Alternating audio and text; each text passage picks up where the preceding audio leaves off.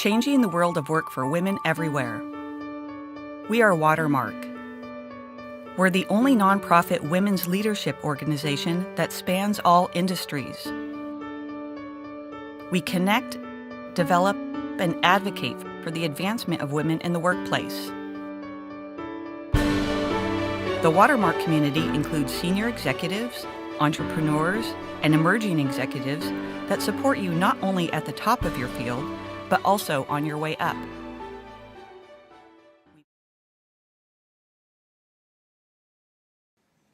All right, what's one question that you might ask?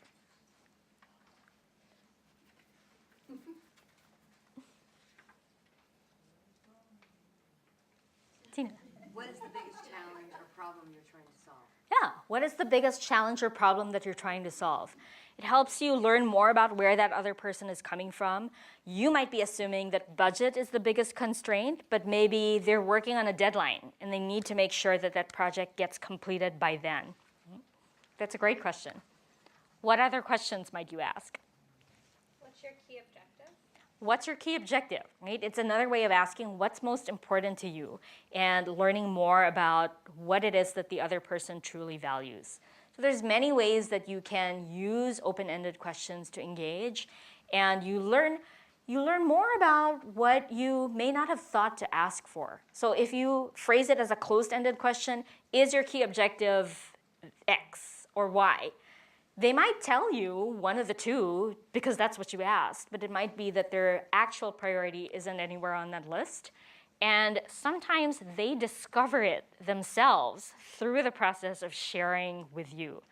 How many of you have had that experience of you're trying to solve a problem and you're talking to a friend or a colleague about it, and in the act of describing the problem, you figure out the solution? So it's not that the other person is trying to hide their objectives from you or not wanting to share. Sometimes they don't know themselves until they've gone through that process of talking with you, answering these open-ended questions. They may not know themselves what it is they really want until they've had this conversation. Stage 4 of negotiation, stating positions. So this is what you're looking for. How can you share that with your counterpart in an effective way? So state positions. Most of the time we have less information than our counterpart might have. We might not have all the information that we need about a particular situation that we're going into.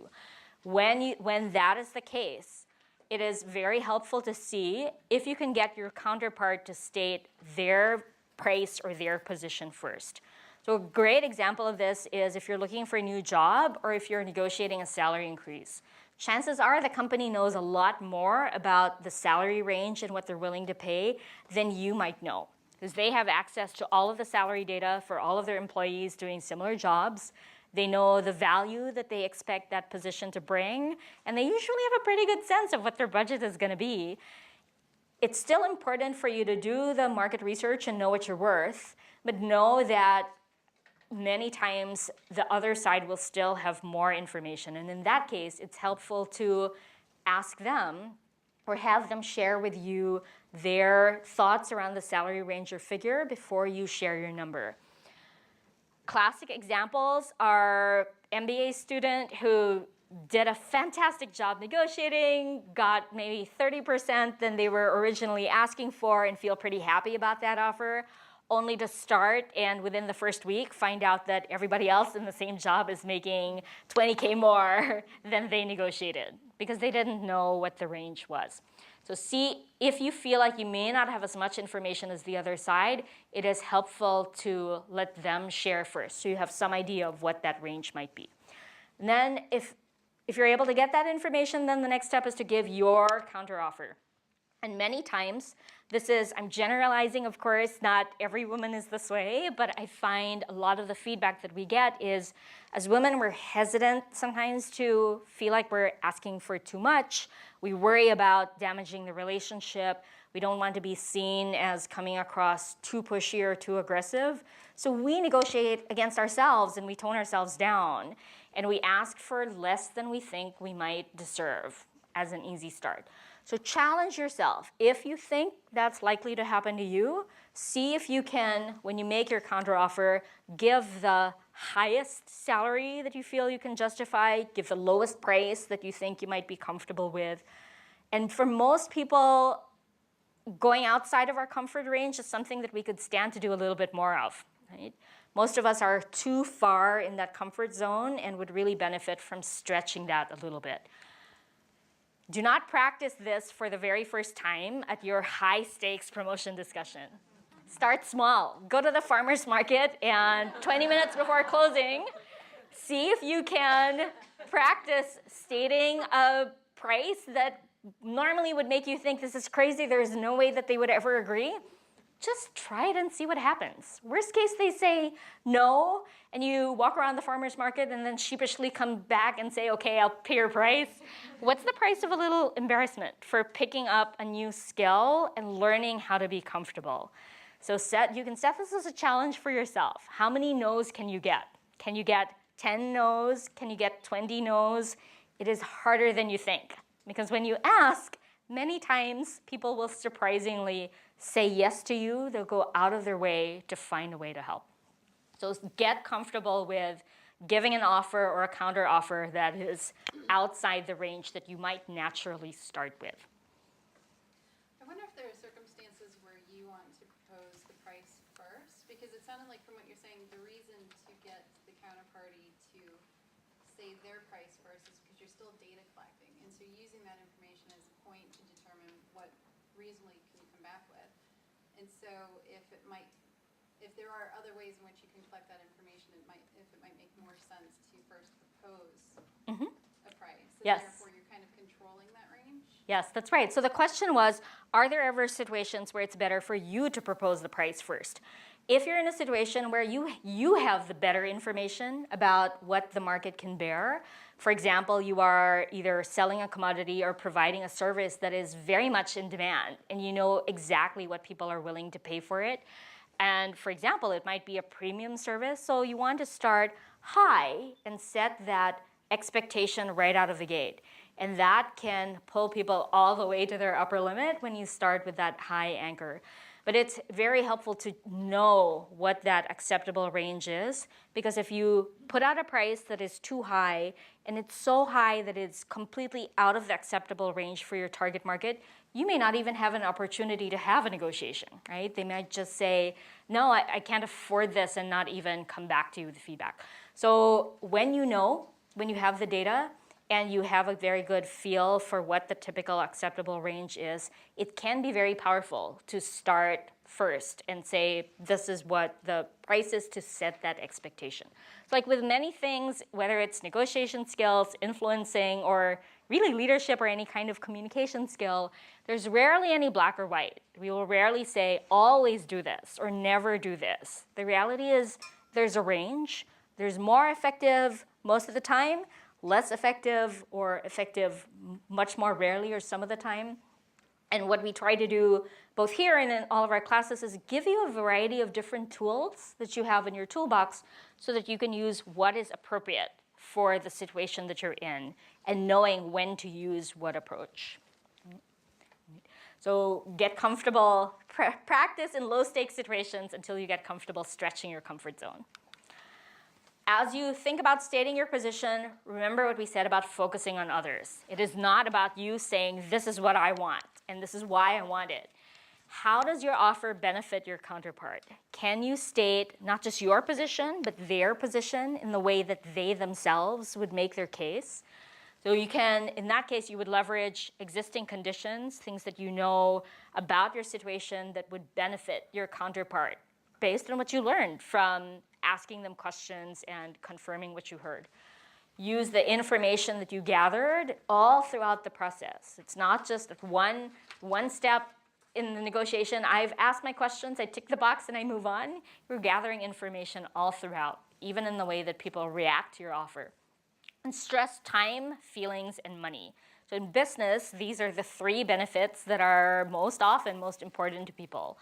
Nobody wants to go into a negotiation with you and say, I want you to waste all of my time, make me feel bad, and spend all my money. Right? So these are the things that people look for in somebody that they're working with.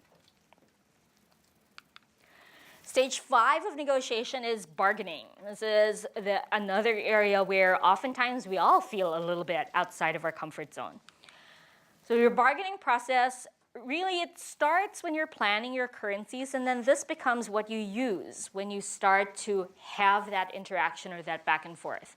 Frankly, if you do a fantastic job at obtaining information and building rapport and empathy, you may never even need the bargaining stage, because when you make your request, you can do it in such a way that the other side wants to give you what you're asking for.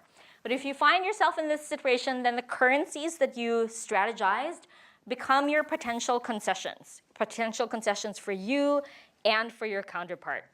So for example, in that, if you're searching for a new job, working on a promotion, it might be the job title, the timing, the time off, scope, or support for your professional development. Make concessions conditional. Another area where I often get feedback from, particularly from women who don't have a lot of negotiating experience, because we want to keep the relationship positive, sometimes we're tempted to just give and give and give concessions and hope that we get something in return. Hope is not a strategy. So one way that you can teach yourself to be able to get something back for the concessions that you give is to use language that is conditional. Rather than saying, I'm going to do X and I hope you'll do Y, instead you might say something like, what if I, then would you? So what if I agree to lead that project and we deliver it successfully?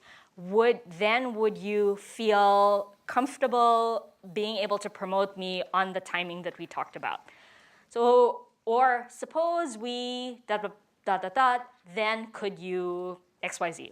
Or if I were to do X, if I were to buy 3 packs of roasted maple almonds, would you be willing to give me 25% off? Right?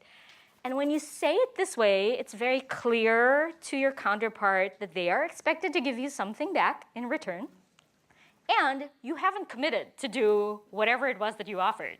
You put it out there as a thought, but you haven't locked yourself into doing it. Right? So if I say, if I were to buy 3 packs of maple roasted almonds, I haven't said I am definitely buying 3. Right? So that keeps your leverage and your negotiating power as you explore the different potential outcomes that you might have. So if this is something that you haven't often done, this might be a good thing to practice in the coming week. Again, find a low-stakes situation and practice there. My husband is here tonight. He's helping sell copies of our book. And these are, when you're at home and you're trading off chores, these are another great ways to practice concessions that are conditional, right? If I take care of the laundry, will you manage the dishes, right? Or if I drive on this trip, will you pick the restaurant, right? So these are small, easy ways to get in the habit of getting comfortable with using conditional language. Stage 6 of negotiation, where we would all like to get to, is agreement. And although I say it's stage 6, it's really just the beginning of the next phase, which is implementing what you agreed on. So for this first cycle, which is negotiating and getting to that first agreement, you want to end on a positive note. Ideally, you'd like both sides to feel that they're better off as a result of the deal. Because remember, having no deal is better than being stuck with a bad deal. You want each party to feel that they were treated fairly throughout the process. And you want to be able to carry out the agreement successfully. It means nothing if you both agreed and maybe even signed a document if afterwards it falls apart because somebody feels they were strong-armed into it or they feel that they were pressured to commit to something that they can't deliver in the end. So when you make an agreement, you want to make sure that it holds up and that you are able to successfully get it implemented. You want to be in a place where you would negotiate with your counterpart again. You would feel positive about working with that person again. It doesn't mean you gave them everything that they wanted, right? They can respect you and have a good working relationship with you, even if they didn't get everything that they asked for. You would work with your counterpart again. It is very rare that we work with a person just one time in our entire lives or in our career. You never know, the world is pretty small, when there might be another opportunity for that person to do you a favor or be involved in another interaction with you. And even if you may not work with that specific person again, you might be working with other people from that department, from that company. Your reputation precedes you, and you want that reputation to be a good and fair and strong reputation. Document, put the terms in writing. So many well-meaning agreements, even consensus in a meeting, oh, we all agree, these are the next steps, can fall apart after the meeting when people maybe leave with different interpretations of exactly what was agreed. So it can be helpful to put those terms in writing so that first of all, it's in black and white. If there are any differences in understanding, you can surface them and get them resolved. And also so that you have something to come back to afterwards as a reminder of what you agreed as you are moving things forward. Alyssa, did you have a question? Yeah, I did. I was curious where the balance is, because I get it. We all want to be liked, especially women. We always want to be liked. We want the person to want to negotiate with us again. And I think that's where we start to become a little bit softer on our bargaining. And how can you, I guess that's maybe the magic question, but how do you find that balance? So she's talking about the struggle between wanting to be liked and being able to be effective. Right? And I personally feel like being liked isn't necessarily an either or. It's not just being liked or being effective. The people who are the most effective are the ones who can negotiate with you, drive a hard bargain, and leave you feeling like they did you a favor in that conversation, right? Because you love to work with, if those people are fantastic because you love to work with them. You'll tell everybody about them. And it is, when we think about how we interact with others, having a positive interaction doesn't always mean you are their best friend or that they think that you are the most amazing person to ever walk this planet. If you leave them feeling like they're better off for having worked with you and that you treated them fairly throughout the process and they can respect working with you, that's what you're looking for in that outcome. It is not necessarily that they're going to be your buddy or your best friend, and that is something that we sometimes have to watch out for. We can be so worried in our own minds about what does the other person think about us, and we carry this little invisible voice in our heads that says, if I push too hard, if I ask for this, maybe they won't like me. Right? And what I find as I'm going into that is, in the end, people are there for a purpose. Right? It's a business. We all have outcomes that we need to achieve. And if you roll over every time and give people what they want and you never get what you want in return, those agreements are ultimately not enforceable. It's not sustainable. You can't keep doing that. Either you may find that you eventually aren't able to deliver on what you committed because you're not getting what you need out of that agreement. Or you may find that when you go back to your boss or your organization, somebody else will say, we can't do this, right? This is not acceptable. Or you may reach a point when you're negotiating for yourself that you think, I felt like I wasn't, in the end, better off for having made this agreement. You may feel resentful of the other person, and that doesn't bode well for a long-term working relationship.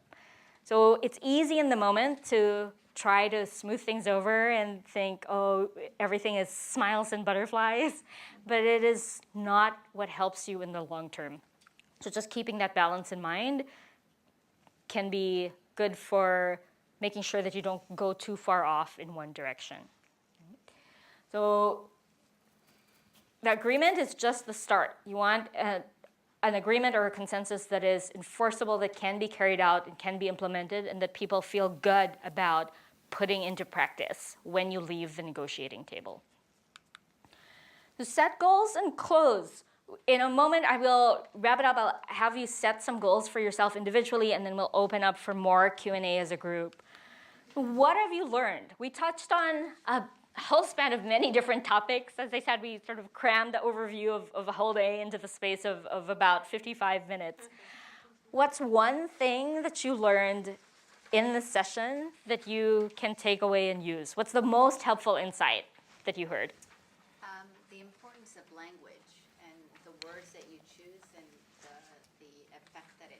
setting the tone of the conversation for any of those stages. Right. The effect of language and the tone that you use. So the words that you choose can make a big difference in how your message is perceived. In fact, the tone is also very critical. Some of you have heard me quote before a study that was done by the psychology department at UCLA that talks about how people form first impressions. Many of you might be familiar with that. They looked at what % of somebody's first impression of you or your message comes from the words that you say. Who knows what percentage it is? It's a pretty famous study, so many of you may have come across it. 7%. So 7% of people's impression comes from the words that you say. The rest, 38% from your voice, tone of voice, how you say things, 55% from your nonverbals and how you carry yourself. So many times that's what we react to.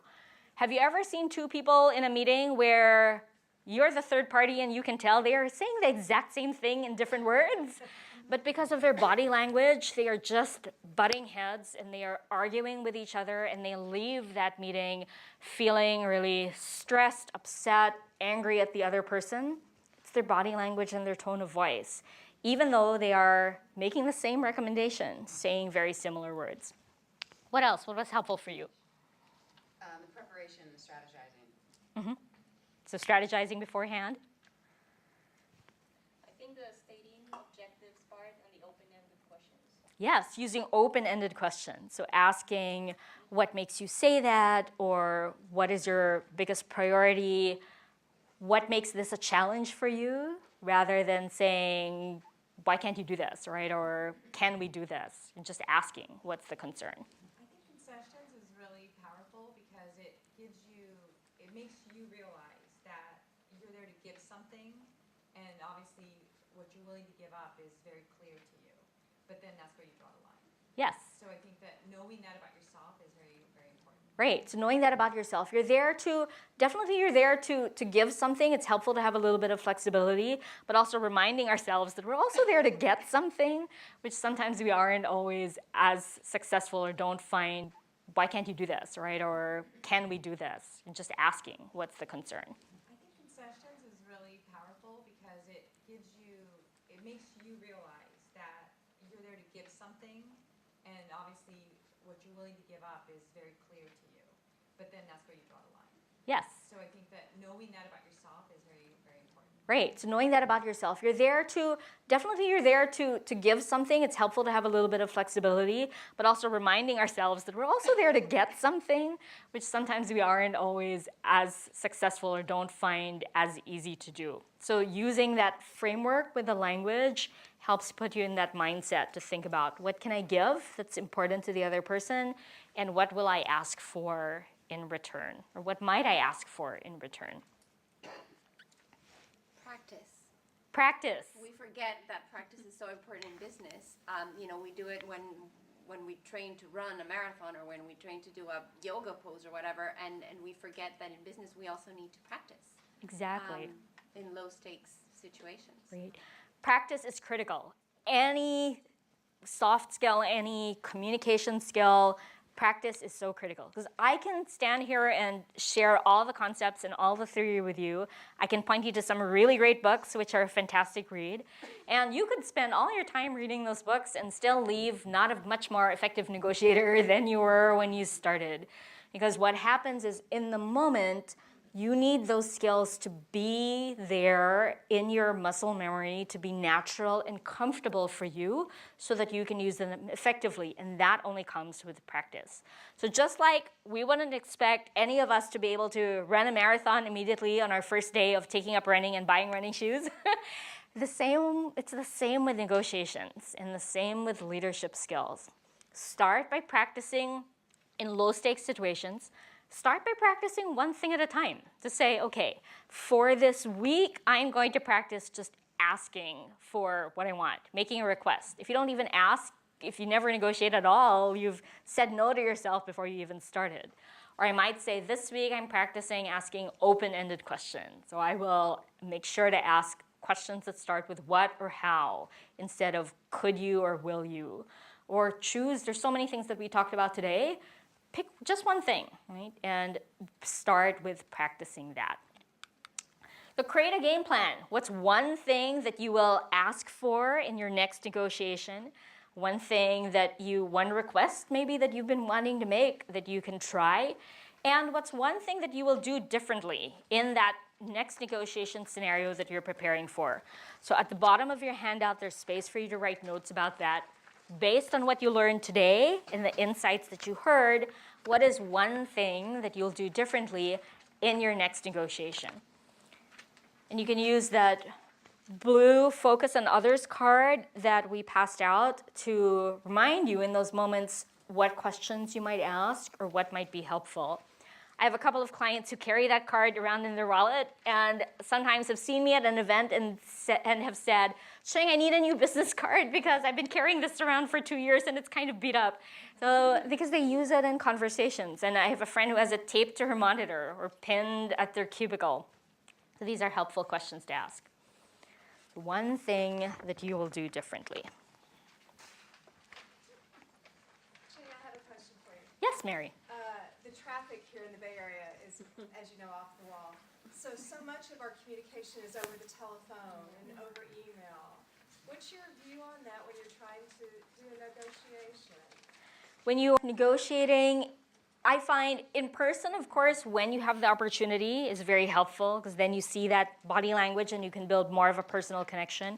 If you can't do that, I would go to the phone next as the best choice because it's still interactive and it gives you an opportunity to learn more about the other person and what they're looking for. Email is tough, and the reason I say that is because there is a limited amount of exploring and obtaining information that you can effectively do in email. And sometimes, some of us have a habit of getting way too much in our own head and write this long email that is, okay, if you would do X, then here's what I might do, and then here's the next thing that might happen after that. And it's just too much information, and it may be going down the wrong path. Because if your first assumption at the very beginning is not correct, then that whole email just makes the other person think she doesn't get it. Right? So when you can, if you can't meet in person, pick up the phone or see if they'll meet you on Skype or WebEx or Zoom. We have so many technologies available to us today. If you can see the other person, that is always helpful. Bindu. Hi, Ching. My name is Bindu. I'm at Juniper Network. So I work with new college grads as well as our senior leaders. And one of the things that I like that you indicated, number 3, was setting the climate. However, what I've observed and just heard from personal experiences is that sometimes people are so emotional in that moment, they can't get that voice out of their head, or they start to get nervous, and setting the climate doesn't come across as the way they practice. So what's your recommendation or tips in terms of how to kind of walk themselves down that ladder? You're going to say this is too simplistic, but my number one answer is more practice. More practice is helpful to make things become more natural. And the more important the conversation, the more practice you need.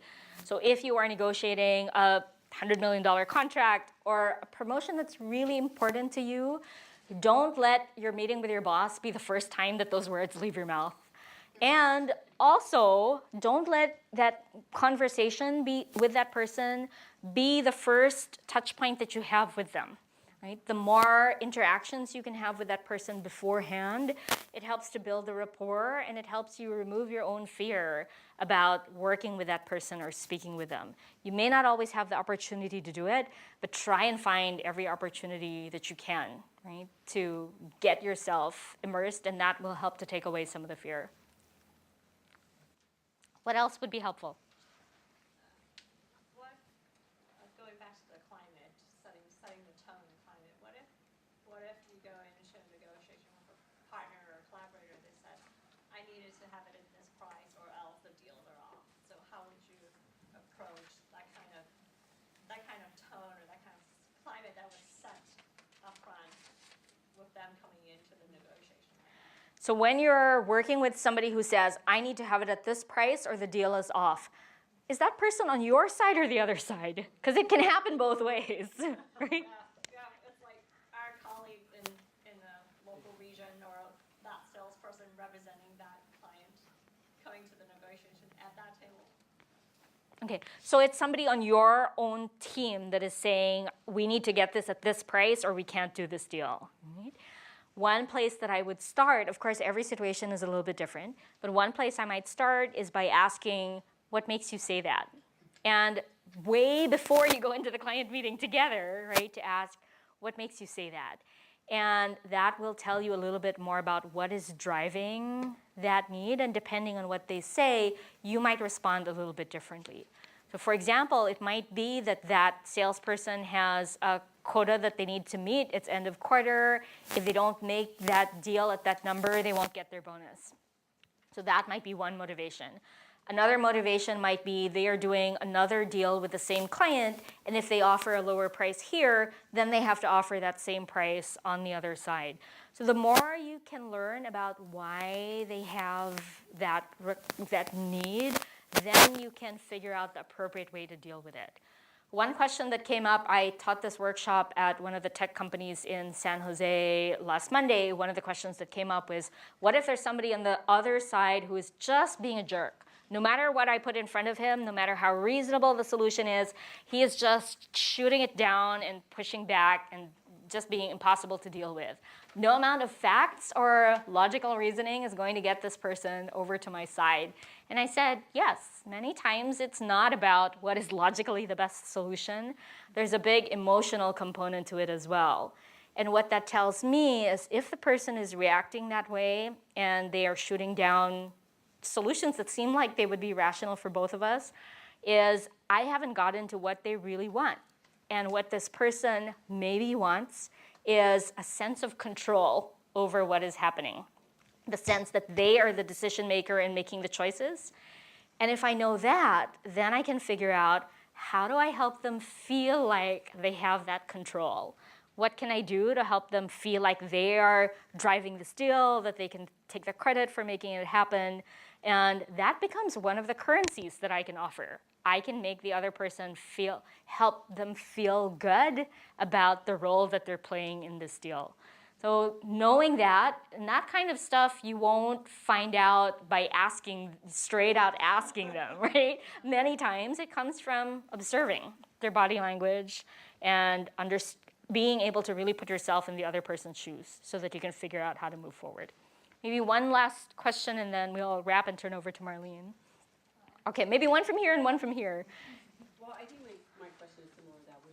What if you come to the negotiation table with a collaborative approach, and the person you're negotiating with comes with a competitive approach? How do you level set that, I guess, or change the style of the other negotiator? Right. So what if you come to a negotiation with a collaborative approach, and the other person comes with a very competitive approach? Every person is a little bit different, but sometimes when that happens, coming back to currencies, some people want their negotiation to be competitive. They feel like they haven't won unless they've squeezed every last concession out of the other person. So in those cases, again, knowing that, you can adjust, right? What can you do to help the other person feel like they've won and that they've gotten everything that you could possibly give? It doesn't mean you actually have given everything, but how can you help them feel that way? So think about applying for a job or buying a car. If you go to have the conversation with your hiring manager and you put your salary number out there, I'm just going to make it up. Let's say you want $195K and the hiring manager says, sure, no problem. How does that make you feel? I should have asked for more, right? So sometimes just knowing that, then you can plan appropriately. Don't give everything right away because the other person needs to feel like they got it out of you. Right? So that might be one way to handle somebody who's approaching it in that very competitive style. So some of it is knowing who your audience is. And another one of the things that we do, I know it might sound like I'm talking a lot about the full day class, but one of the things that we do in our influencing skills workshop and negotiation skills is we have a 4-style quadrant of different communication styles, different negotiating styles. How do you work with people who are a very different style from you? How do you flex more effectively to that other style? One last question on this side. So, like in a salary negotiation, bringing up things like, I know people make more than me, or market values this, or other things like if you were going to negotiate rent, which I know wouldn't happen around here, saying like I'm a great tenant, or we didn't really talk about bringing up things like that. Is it because it's a bad idea, or should you do that during the bargaining stage? So those are some of the existing conditions, or in some cases there might be currencies that you can offer. So for example, you being a great tenant is an existing condition that would make a landlord, most landlords, feel pretty positively about you. And if you know that you've been a great tenant, then you might come prepared with letters of recommendation from your former landlords, maybe pictures showing the state in which you left your last apartment, or if you know that your landlord or the seller of the home cares a lot about family, maybe their kids grew up in that house and they feel very emotional about it, then you might come with a picture of your kids and a letter and talking about how you're excited to be putting down roots and finding a forever home. So depending on how much you've learned about the other person, and also how much you know in general. Landlords always appreciate good tenants, right? What are some of the things that people are universally looking for that can help you come prepared as you share your position and as you start offering concessions or pointing things out, the best way to introduce what is most relevant to that person. So you don't want to spend time offering things that the other person doesn't care about. It just may make them feel that you don't understand them. So it's helpful to know first, obtain as much information as you can, and then based on what you've learned, introduce what's relevant from the currencies and existing conditions. So thank you all very much for your engagement and the interactive discussion. I really appreciated that. I'd encourage all of you to connect with me. My email address is up here, and it's also on the handout that you have. Find me on LinkedIn. I'm easy to find because I'm the only person on LinkedIn with this name. So if you search for Ching Valdezco, you will definitely find me. And if you'll mention that you were at the Watermark negotiations talk, then I'll know to accept your LinkedIn request. And also I would encourage for the folks who are in the South Bay, I'm teaching the full day version of our influencing skills class on April 25 in Santa Clara, near Great America, so near where 101 and 237 come together. So if it would be helpful for you to learn more about influencing styles, and more importantly, to get some practice with a real life scenario, we'll ask you to each bring what's a business scenario that you're working through, maybe a tough meeting that you have coming up. You will actually role play that conversation with a partner, and then you'll get some feedback from me and from the rest of the group, and you will get to see yourself on video so that you can see the impact of your body language and how that might be affecting how the other person is reacting to you. And so I'll share that there. The other reference that might be helpful, we all have different learning styles. Some people learn by listening. Some people learn by talking things through. For those of us who learn by reading a book and going back to it repeatedly until it sinks in, I can recommend for sure Chris Voss's book, which is called Never Split the Difference. And then outside, my husband's at the table with a book that our firm has written and published called Simply Said, Communicating Better at Work and Beyond. So that is also very helpful and contains some great examples of language that you can use to change things from very me-focused to how might somebody else say it. So a very quick example of that, if you'll allow me before we close. If you are a manager, you're leading a team, you inspire and motivate others, your challenge is how do you get other people to want to follow your vision? Because many times you can't force them to, right? So how might you use that focused on others' language? So instead of saying something like, I believe in hard work, which is really still in the end about me, I might say something like, you want a leader who works as hard as you do. Who is that about? It's about the other person, right? Or if I say, I want us to be known as the best structured finance team in the country, or I want us to be known as the best structured accounting firm in the country. Who is that about? Also about me. So I could say, you want to be part of a nationally respected and recognized team. Right? That makes it, what can you do to make it about the other person? With that, thank you all very much for your time today, and I'll